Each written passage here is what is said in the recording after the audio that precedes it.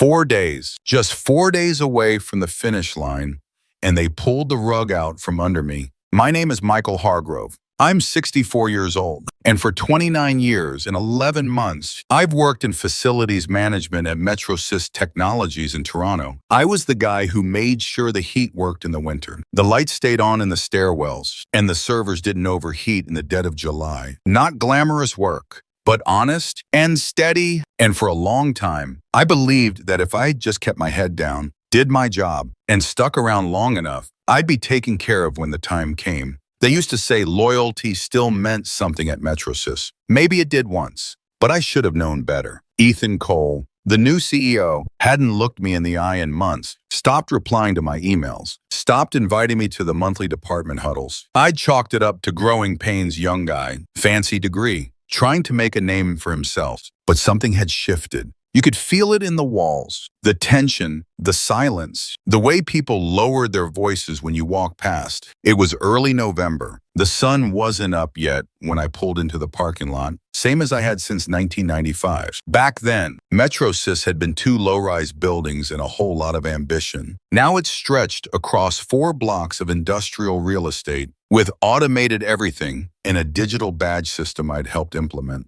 I still parked in the same spot, second row, end space, just beside the line of bike racks no one ever used in winter. I made my way in, swiping my badge at the south entrance, hearing the familiar click as the lock disengaged. I kept my ID clipped to the same spot on my belt every day. That plastic rectangle had worn smooth on the edges. My employee photo was faded, taken back when my hair was still mostly brown and my back didn't ache from crawling through ceiling panels. Inside, the building was quiet, just the low buzz of vending machines in the break room and the faint whirring of backup fans from the server room. I walked past the lunchroom where I'd eaten at the same table for nearly 3 decades. Most mornings I'd sit there with my thermos of black coffee, watching the headlines scroll silently across the mounted television. I liked the stillness before everyone arrived, gave me time to breathe. That morning, I sat with my coffee, staring down at my calendar. 4 days, just 4 more, and I'd hit the 30-year mark. That was the number the company used: 30 years of service or age 65, whichever came first. Hit it, and you'd be entitled to full retirement benefits, health care coverage, pension plan without deductions. It was the deal they'd made back when Metrosys still felt like a family. And I had made it, almost. 4 days. I'd seen others try and fail to reach that line: illness, layoffs, bad luck, but I was still standing. I had pushed through everything. Hell, when my wife got sick 8 years ago, I used every personal day I had to be by her side. And when she passed, the company, at least back then, let me take my time. Back then, it still had a soul. Lately, though, that soul felt like it had been sold off in a boardroom somewhere. I wasn't invited to repair budget meetings anymore. I'd had to fight just to get approval for routine maintenance contracts. Even simple things, like replacing outdated filters, had started getting flagged. Ethan had started using phrases like cost optimization and workforce realignment. I knew what that meant. I'd seen it happen before. Still, I told myself I was overthinking. Just 4 more days. Then I heard the ping. An Outlook notification flashed across my screen. Subject line blank. Sender, Ethan Cole. Location, conference room A. Time, 10:00. I clicked on the meeting invite, and my heart sank. Ethan's name, no subject, just one line. Conference room A, 10:00 a.m. The conference room felt colder than usual. Maybe it was just me, or maybe it was what I knew was coming. I arrived at 9:58, just like always, early, prepared. I had my notepad tucked under my arm, same one I'd used for the past 5 years. Part habit, part comfort. The hallway outside conference room A was unusually quiet for mid-morning. Usually, there'd be a few tech leads chatting outside, maybe some marketing folks leaning against the coffee counter. That day, nothing, just silence and the soft hum of fluorescent lighting. When I stepped in, Ethan was already seated at the far end of the table, eyes locked on his laptop screen. He didn't stand up, didn't greet me, just flicked his wrist and gestured toward the chair across from him like I was some delivery driver with a missed package. I sat down slowly. I noticed a manila folder on the table. Closed. No name on it, but I knew. Ethan cleared his throat. Still not looking up. Thanks for coming in. Michael, I'll keep this brief. That's never a good start. We're restructuring, he said, eyes still glued to the screen. Nothing personal, just business. He paused, as if waiting for me to nod in agreement. I didn't. You've been with us a long time, he continued, finally glancing up. But Metrosys is moving in a leaner direction. Efficiency is key. Some roles aren't as essential as they once were. I opened my mouth, then closed it. My tongue felt heavy. I didn't want to give him the satisfaction of seeing me panic. He slid the folder across the table. Your termination paperwork. Today will be your last day. You'll receive 2 weeks of severance pay and details regarding continuation of benefits are outlined inside. I looked down at the folder but didn't touch it. My pension, I began, voice dry. Your service record shows 29 years and 10 months, Ethan interrupted. Tone robotic. You're just shy of the 30-year mark. So the pension adjustments apply as per policy. That was a lie, a calculated one. I knew I'd started on December 15th, and my 30th year would be complete on Friday. But I also knew that arguing with him in that moment would be useless. Emotional outbursts get documented, used against you. I'd seen it happen to other guys mid-50s, escorted out by security like criminals for raising their voices. I reached for the pen in my pocket. The Crestwood logo had faded almost completely. I used it to sign my name on the forms where instructed. Each stroke of the pen felt like a betrayal to myself, to the years I'd given them. Ethan reached out his hand, badge and keys. Without a word, I unclipped my ID from my belt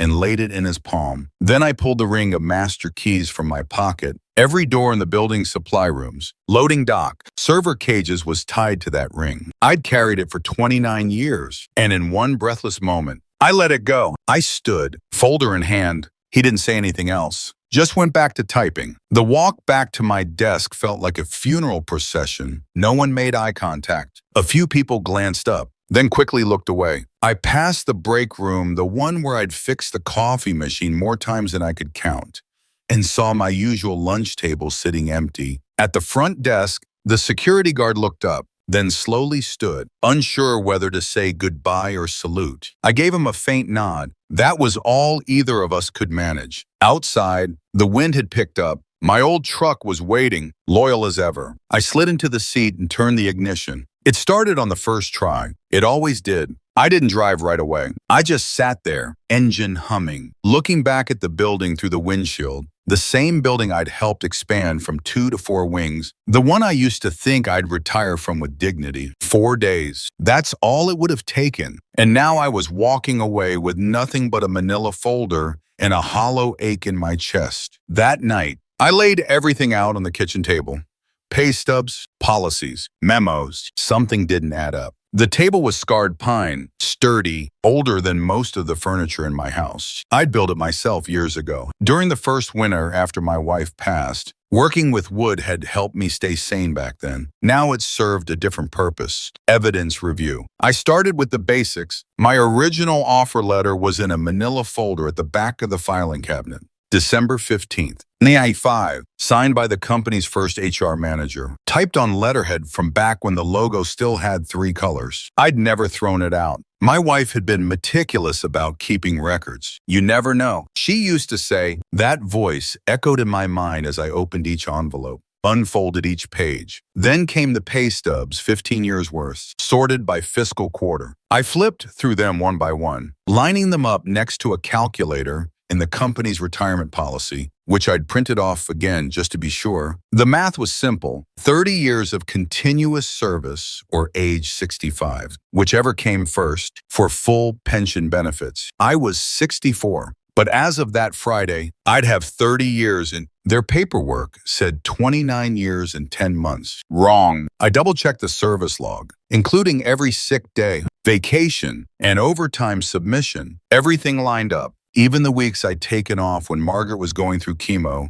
were documented as paid compassionate leave service time still counted. They'd done the math wrong, or more likely, they'd changed the equation behind my back. Then I remembered the memo. A month ago, Ethan had sent out a company-wide email, clarifications to employee retirement eligibility. I hadn't thought much of it at the time, but I'd printed a copy just in case. I dug through my desk drawer and found it 3 pages, standard formatting, legal jargon. But one paragraph stood out in bold, effective immediately. All retirement benefit calculations will be based on continuous years of service as defined in the current employee handbook. Employees approaching retirement eligibility are encouraged to review their records to ensure accuracy. I read that line 3 times. It wasn't just a warning, it was a trap. Because if I didn't notice, if I didn't challenge it, they could say it was all above board. Due diligence was encouraged. That's what a lawyer would say. That's what Ethan would say. But I had the documents, every single one, every year accounted for, every pay stub, review, and policy change highlighted and cross-referenced.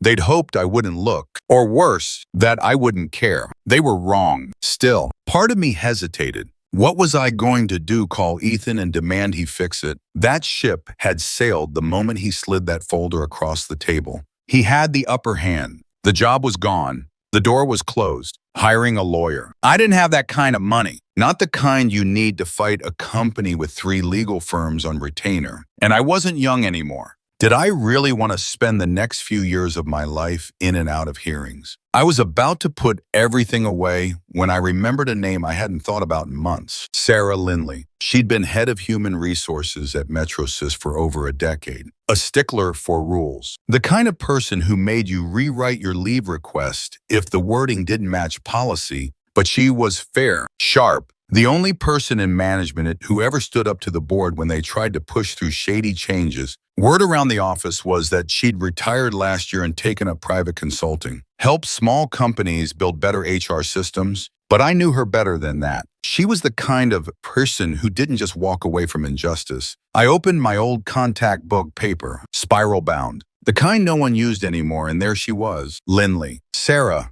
Mobile number in ink that had faded just slightly. I stared at it for a long time. Calling her would mean admitting I'd been screwed, that I'd been naive, that I'd trusted a company more than I trusted myself. But something had shifted inside me. Then I saw her name in my old contacts, Sarah Lindley. She never let this company get away with anything. I picked up the phone. Frank, is this about what they did to you? Sarah's voice was calm, but I could hear the steel behind it. It took her exactly 2 rings to pick up. She didn't need a name. She knew the voice, the silence. It had only been a year since she left MetroSys, but somehow it felt like she had seen this coming all along. The kind of calm she spoke with wasn't casual. It was seasoned, like someone who'd waited for a storm to arrive and already had her boots on. I explained everything. The meeting. The numbers, the dates. My hand didn't stop shaking until halfway through. But Sarah listened like she always had, quiet,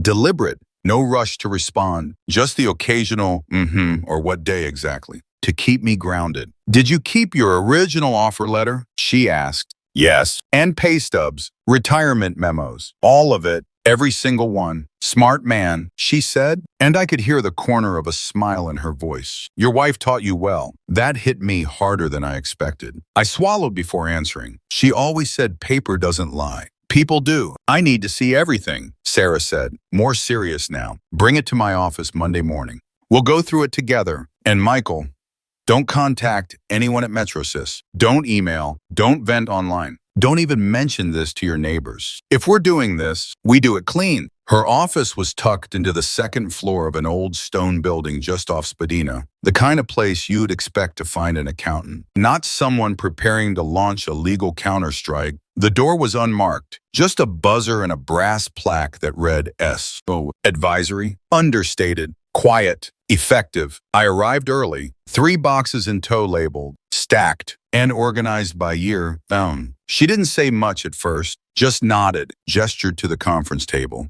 and put on a fresh pot of coffee. We spent most of the morning in silence. I watched her go page by page through the offer letter, the handbook, the shift records, and the internal memos. She marked sections with color-coded tabs like she was grading an exam. When she found the memo from Ethan, the one about clarifying service definitions, she read it twice, then looked up. This, she said, tapping the page, is where they overplayed their hand. She flipped her legal pad around and showed me what she'd been tracking. A list of inconsistencies in the company's internal documentation, followed by a timeline of events, It's illegal to terminate someone for the sole purpose of denying vested benefits. She said, the law's clear, federal law, but it's not enough to show timing. We need to show they intended it. Pattern, behavior, strategy. Can we prove that? I asked. We'll find out, she replied. But your documentation, it's gold. She paused for a second. Her eyes softened, then sharpened again. Do you know how rare it is for someone in your position to keep every document, every memo?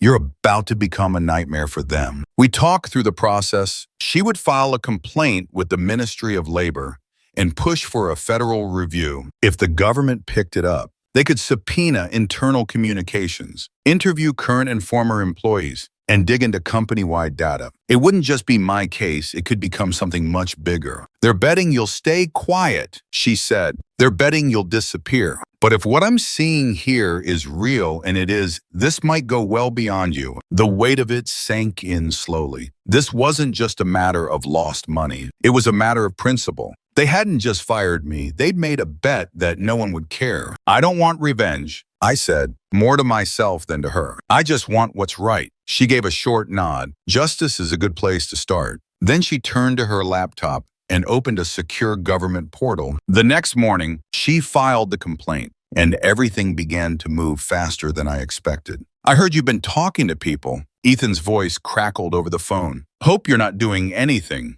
reckless. The call came on a Tuesday afternoon, just after I got home from the library. I'd been helping Sarah gather supporting documents, city permits I'd signed off on, budget spreadsheets from past fiscal years, emails I'd printed from my old MetroSys account before they shut it down. I hadn't said a word to anyone else. I followed Sarah's instructions to the letter, but somehow Ethan knew. I let the silence hang long enough to make him uncomfortable. Michael, I know you're upset, he continued, but we follow company policy. Everything was reviewed, checked, documented. Your service record shows 29 years and 10 months. That's not personal. That's math. I sat down at the kitchen table, letting his voice echo out of the speaker, the same table where I'd stacked 3 boxes of truths. Then I assume you have that math in writing. I asked. Of course, he said, with a forced laugh. HR has it all logged. Your start date was January 15th. 1996. Your termination was November 8th, 2024. It's all there. I said nothing because I knew something Ethan didn't. My start date was December 15th, 95. I had the signed offer letter to prove it dated, stamped, archived, and I wasn't about to correct him over the phone. I wasn't going to give him a chance to twist the narrative or cover his tracks. I'm not looking for trouble, I said evenly. Good, he replied too quickly. Because if someone were to, say, file a frivolous complaint, well, the company would have to defend itself. That would mean reviewing their full history, performance reports, security footage, access logs, just to be thorough. And sometimes people forget things they've said or done that might raise concerns. There it was. The threat. Dress it up in corporate language all you want. It still stinks the same. I thanked him for the call and hung up. 5 minutes later, I called Sarah. He knows, I said. Let him know, she replied. He just gave us exactly what we needed. That same evening, Sarah received an email from the Labor Board investigator. They'd begun their preliminary inquiry and had already flagged something odd. Over the last 2 years, 3 other employees had been terminated within 60 days of becoming eligible for full retirement benefits. All of them in their 60s, all with long service histories, all with corrected employment dates. I stood by the window, phone pressed to my ear. As Sarah read it to me, they've officially escalated it. She said, we're in federal territory now. Then came the real blow. The investigator had requested internal correspondence from MetroSys emails between executives, HR directors, and the board, and they'd found something. Sarah's voice sharpened. They found emails between Ethan and the new HR director discussing ways to reduce long-term financial obligations tied to legacy employees. Your name came up 6 times in the last 3 months. The words hit harder than I expected. What did they say? That you were a legacy kidder, that your pension and healthcare benefits would represent a significant ongoing burden, that your role could be absorbed and eliminated prior to eligibility. It wasn't just about saving money. It was a calculated strategy timed, deliberate, buried under spreadsheets and legal phrasing. I felt something shift inside me again. Not rage, not fear. Focus, cold, measured focus. They've been planning this, I said, for months. She confirmed. While you were training their new hires and fixing their busted AC units, the next morning, I received a formal interview request from the federal investigator. The investigator wants to speak with you Thursday morning, and he's bringing someone from the criminal division, Ethan Cole. The man who told me it was just business was led out of the office in handcuffs. I watched it unfold on the morning news, coffee steaming in my hands. The segment had just started when the anchor's voice turned sharp.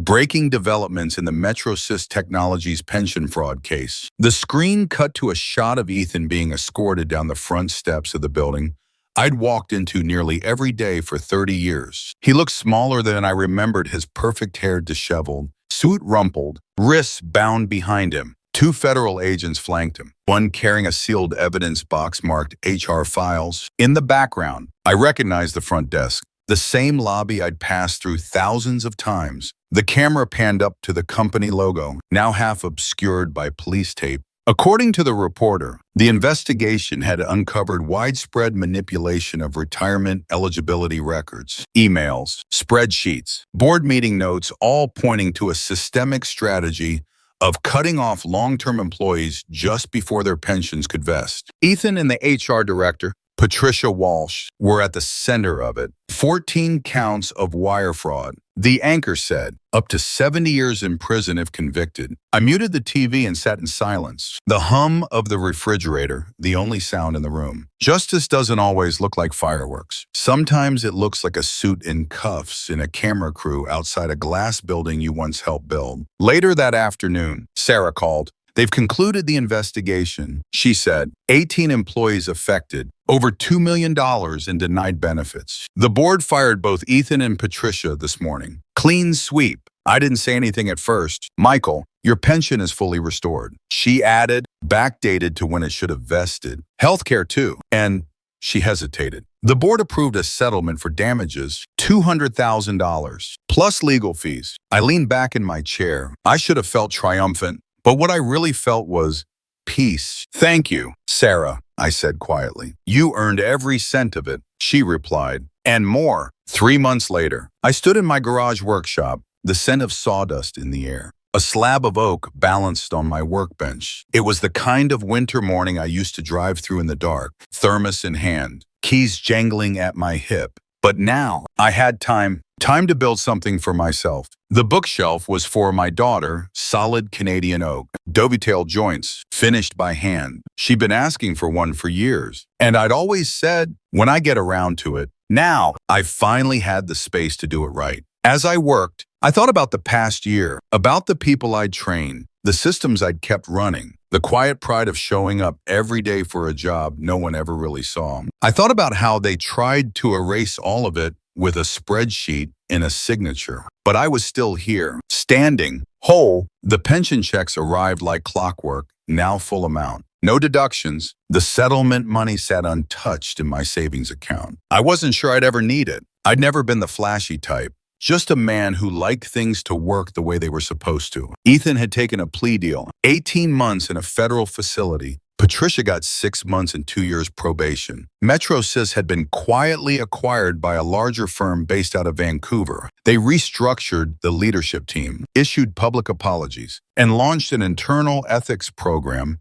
that Sarah had been asked to consult on. Poetic. In a way, the local paper ran a follow-up story. Whistleblower's case leads to federal probe. They wanted to interview me. I declined. I wasn't interested in headlines. My daughter called later that day. She'd seen the article online. I'm proud of you, Dad, she said. You stood up for yourself. I didn't do anything special. I told her, just made a phone call. Sometimes that's enough. 3 months later, I delivered the oak bookshelf, built by hand. No one could take that away from me. Some things are worth fighting for, especially when no one else thinks you will. There's something about being discarded after decades of loyalty that cuts deeper than most people understand. The silence in the hallway, the look in their eyes when they pretend not to see you. But justice, real justice, isn't always loud. Sometimes it's quiet, strategic, one box of documents at a time. This story isn't just mine. I've learned that there are countless others who felt the same sting,